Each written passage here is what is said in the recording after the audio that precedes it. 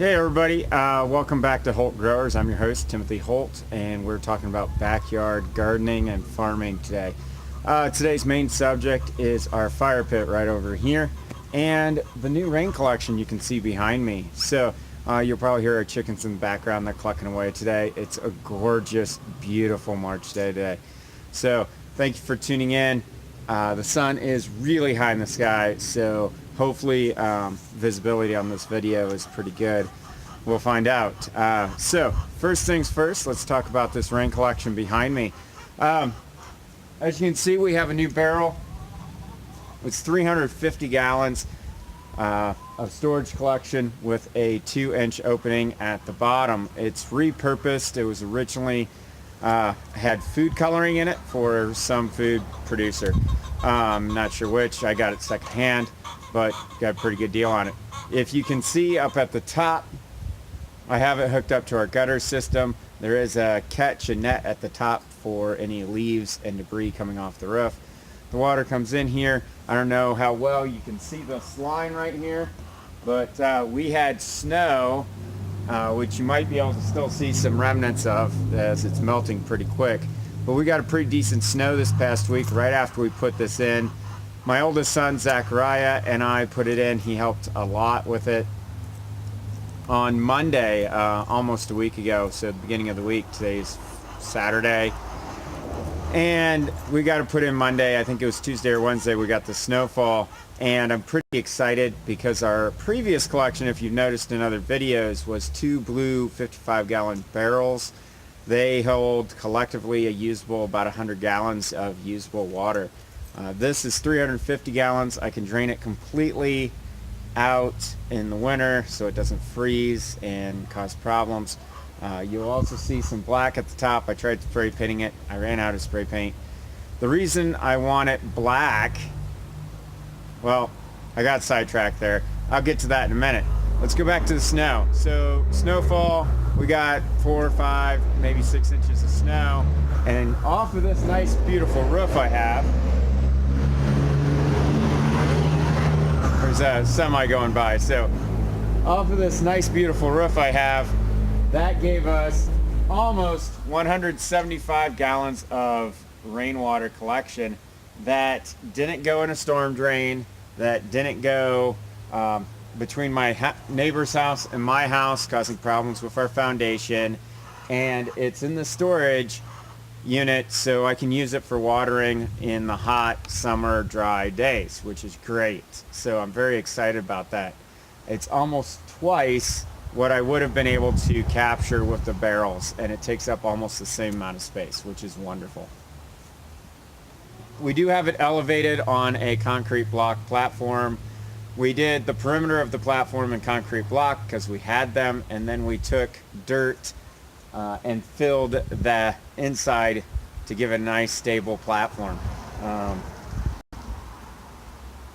Future plans for this is putting on 2 more, which would give me an effective 1,050 gallons of collection, and having them connected with some type of manifold going to a hose spigot. So I can use like a soaker hose or a drip system in the garden beds, which are actually behind the camera at the moment.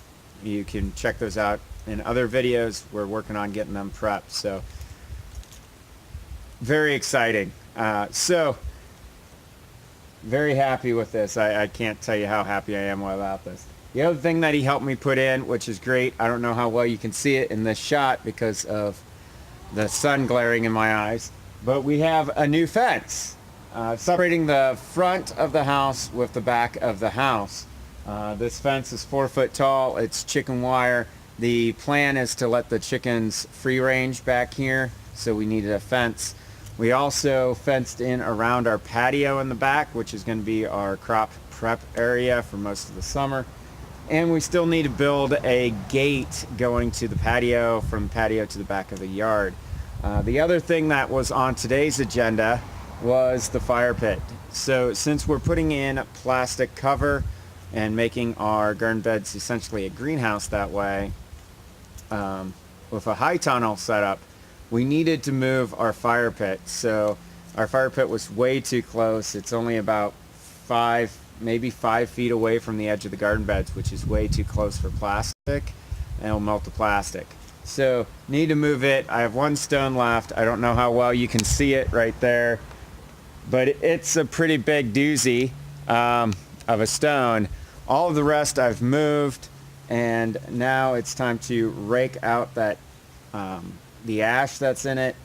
I'm just going to rake it down elevation wise. There's a slope here in the ground, so I'm just going to move it, kind of rake it and level it out. And then I have some cover crop seeds that I'm going to plant over top of this entire area, including over by the house where I cleaned up some rocks. It's really rocky right there. I think the previous owners put some landscaping stones down, landscaping gravel, and never did anything with it. So it's pretty rocky. What little dirt there is probably just from settling over the last few years. But I'm going to be planting some cover crop over that as well, since I have the seeds. Cover crop's nice: wheat, barley, rye, and field pea is the mix I use. Let that grow. It'll fill in. Rather than buying traditional grass seed like Kentucky bluegrass or something, I'm just going to use my cover crop seed since I already have it. It'll look nice. It'll fill in nice.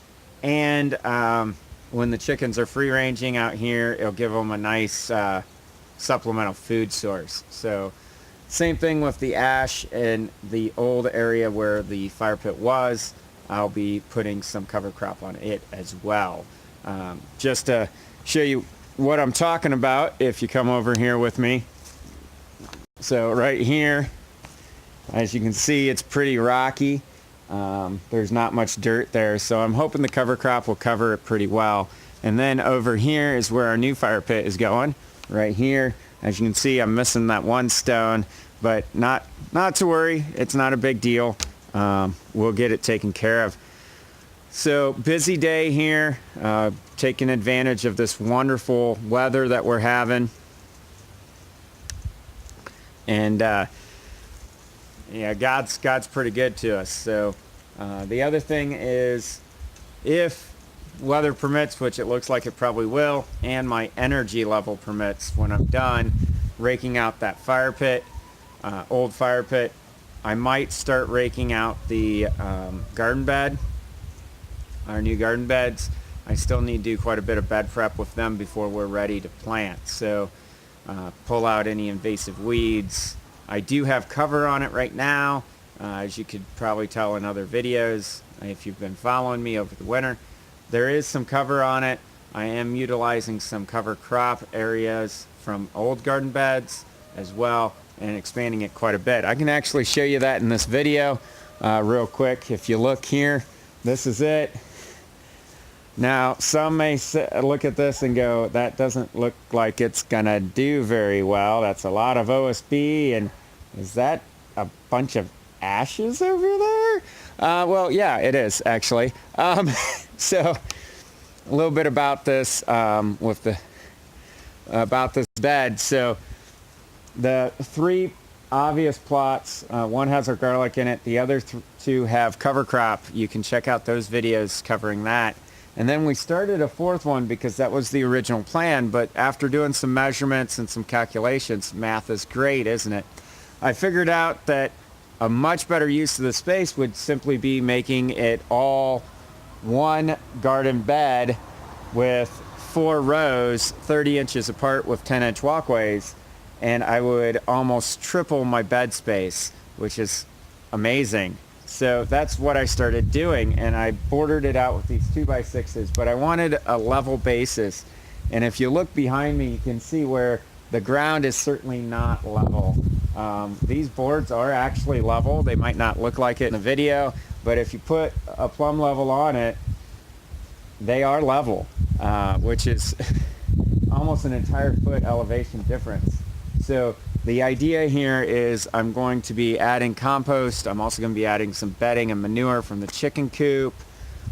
Maybe even bringing in some topsoil. I don't really want to bring in topsoil because then I have to sift through it and I run the risk of having invasive weeds again. But this OSB is going to come up. I'm going to take the garden rake. I'm going to rake it out every section at a time. pulling out any weeds, any roots, any rocks, anything that's not nice, good quality soil. I'm going to pull it out and get rid of it. If it's organic, it's going to go through our compost process, which is going to kill it and turn it into dirt, basically. And then if it's inorganic, like rocks, maybe metal, who knows what we find, raking out that other part, I found some old Matchbox cars that were essentially destroyed. So that if it's metal or metal based, it's going to go in our scrap pile for the scrap yard. And if it's rocks or things of that nature, it's going to go in our rock pile. So stay tuned to all that. This is such a gorgeous day. I'm just thrilled and excited, if you can't tell, about this beautiful day. So thank you for tuning in. I hope you have been blessed this week. Stay tuned. Next week we'll have another installment. See what progress we've made. I did talk to a local vendor. They're excited about some crops that we intend on growing. So very excited about that first year, first client. Wonderful. It's just wonderful. I can't express how blessed I feel. So thank you for tuning in. I'm not going to continue to bore you. Hopefully this hasn't been boring. Stay tuned. I'll do another video as we get the rest of the rain barrels and the gate put in for our fencing, as well as these garden beds. So stay tuned. May God bless you, and get out and grow something today. Hey, little editing going on here. I did move inside. It's late in the day. I'm calling it done today. My energy level is pretty shot. However, I did get the fire pit raked out and the cover crop put in. I looked at the garden beds as far as telling whether or not, I can pull up that OSB and start raking it out. It's way too wet from the snowfall last week. It's just a soppy mess underneath, which we'll see. Tomorrow is supposed to be nice, bright, sunny, warm. I think I saw in the 50s or 60s on the weather. If it pans out, then hopefully it'll dry out some and I can get to working on that. I did notice in reviewing the video, I sidebarred about why I want the rain collection to be black, and that's pretty important. So I've covered this before in other videos. Plants require sunlight. It's horticulture 101. So if you provide plants with sunlight, they grow. If you take the sunlight away, they die. All plants. All plants. That includes algae, which grow in water, but they still require sunlight. So the reason why I want my white-ish, clear-ish rain collection bin to be black is no algae growth. I don't want any algae in my rainwater. I want it to be as pure rainwater as possible. So the easiest way to kill off algae, there are some ways you can add a little bit of bleach to the water. There's some commercial chemicals to get rid of algae. Probably already gathered with other videos. I'm not keen on those things. I don't want to use any chemical bases. I want to do some, run this farm in an all-natural way, or as close to that as possible, with some natural renewable processes. So I've ruled out adding bleach to it. I've ruled out adding any chemicals, because the main reason for the rain collection is, one, it saves on my foundation. I don't get that rainwater going right up against my foundation, and two, watering the crops. So I don't want to add any chemicals to it to kill off algae. Instead, the simple, inexpensive, highly effective way of keeping algae from growing in the rain collection is, well, simply paint it black. So if no sunlight gets in, no algae grows. It's that simple. If sunlight comes in, algae grows. Same thing with mosquitoes. I think I covered it in a previous video when I talked about the blue rain barrels that we had, is covering them with a netting. We have that in the top. The top has a really tiny hole, relatively speaking. It barely fits that downspout in it, but we still wanted to put some type of catch or netting, so we put this screen, same type of screen you would see in a screen door, on it, and wired it in so that it acts as a catch for any leaves or debris coming off the roof, and it also prevents mosquitoes from laying their larvae in that moisture-rich environment. So I wanted to cover that real quick and add it onto the tail end of the video when I was reviewing, because I noticed I just sidebarred right off of it. But that's why I want to paint it black, and it will be getting painted black as soon as weather permits. In order to use spray paint or most paints, it needs to be above 50 degrees. I've seen a couple at 45. So as long as it's above that, or it looks like it's going to be above that, we'll get that painted and taken care of. So stay tuned. Looking forward to this coming year. I'm highly excited about this endeavor, and may God bless you. Get out there, grow something today.